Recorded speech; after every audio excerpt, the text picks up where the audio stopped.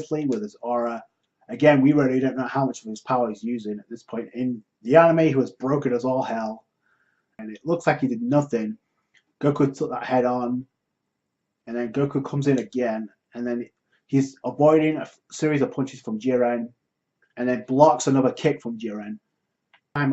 We've seen Ultimate Ultra with some personality. He actually smiles and he's getting chatty, aren't you? That's not like you at all. So I don't believe, as many times as we saw Ultra Instinct in the anime, that Goku talked very much. I think he only said one thing to Khalif, like, you can't beat me anymore. Way more like Goku, like, which I don't really like, considering Ultra Instinct was so ominous, like you had the screaming in the background, the echo, like how the voice actor played. Again, that could be just me nitpicking, but that's how I felt at the time. Like, it was way more ominous in the anime. Here he's smiling and stuff, like casual Goku thing. He's avoiding all attacks. He's powering up, and then Goku even go further state of mind, and Whis realizes that Goku's actually starting to actually feel it. Ultra Instinct, like his hair turns white. Master Ultra Instinct.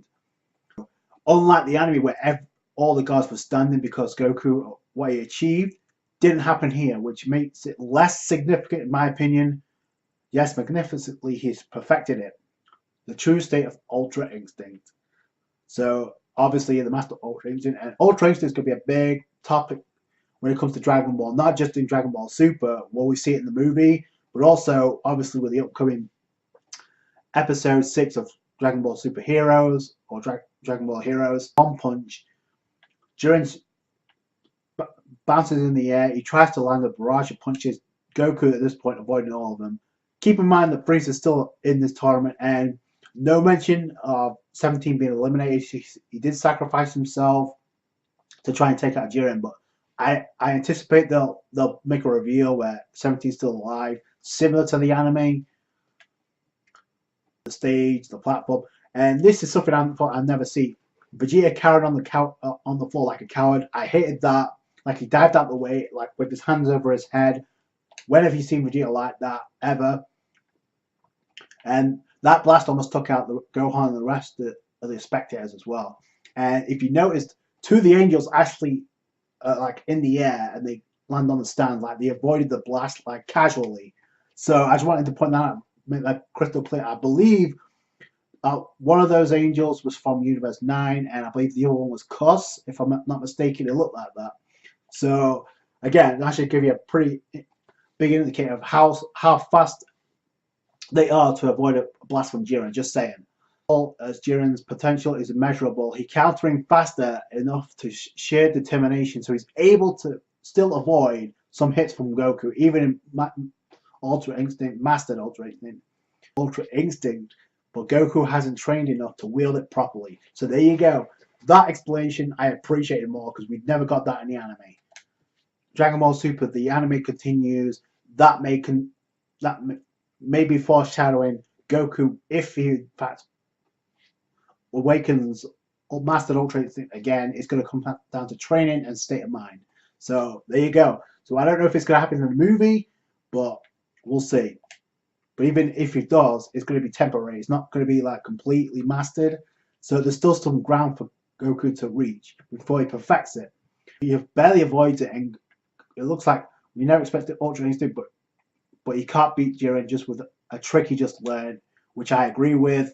And Beerus is like, will Jiren run out of stamina first, or will Goku Ultra Instinct wears off? Well, the answer to that was made real quick, clear. Done. He actually saves Goku from being eliminated, which I did appreciate that, because obviously, because Vegeta didn't have to step in and almost put himself at risk. So I appreciated that. The moments in the manga that I appreciated when it comes to Vegeta and Goku, the reasoning for like awakening Super Saiyan Blue evolution made no sense. I mean, it was character aggression, but him stepping in to save Goku makes sense. And then furthermore, realizing they're the only two that could put up a fight against Jiren at this point, not realizing that Frieza's still this, by the way. And for someone who gave up on the thought of awakening Ultra Instinct. I thought Ultra Instinct assured our victory. This coming from Vegeta. So, again, is that double standard? Maybe. So, we have Goku and Vegeta. And then we have the reveal about his wish. And this is a big thing because we never got to know what his wish was in the anime. We kind of speculated, but I see. So that's your wish, to wish his master back to life. You plan to revive your master. Why would you do that? And that's enough talk. Jiren didn't know the guy was still broken up about that. He probably wants his master to see him now and grant that approval of Jiren because he never got the stamp of approval while he was a kid when he had the potential. And which is interesting because Gichin is the one that actually advised Jiren to join the Pride Troopers, not so he can gain power, but so he can learn teamwork. And this came directly from Bamao. Minutes left. We have to hit him with every ounce of power we have left. And this is pretty much Vegeta implying we need to fight him together, which when the hell has Vegeta ever done that? I mean, other than GT, when can you recall Vegeta ever saying that? So, again, they're still in base. They're trying to attack Jiren. Jiren clearly worn out after fighting Mastered Ultra Instinct. But, again, Whis actually kind of realized the 2-on-1 training against Whis paid off for Vegeta, right? And then Beerus is like Whis, that training with them was all to make them work on combo moves. Oh, yes, they were none the wiser. So Whis knew this coming in, like if they could team up, they could take down any enemy with combination attacks. That was his reason for training them both. So Whis is damn smart for realizing this and covering up for the mistakes.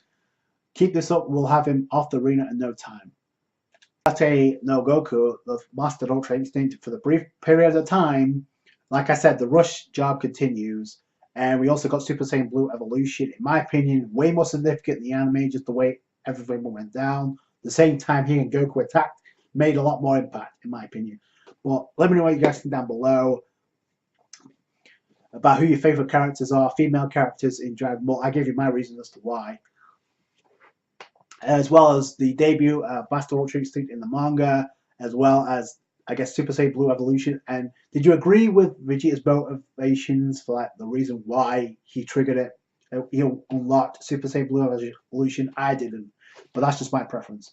That's it from me. Thanks so much for watching. Like this review if you did. Subscribe to the channel for more. Catch you guys later. Bye.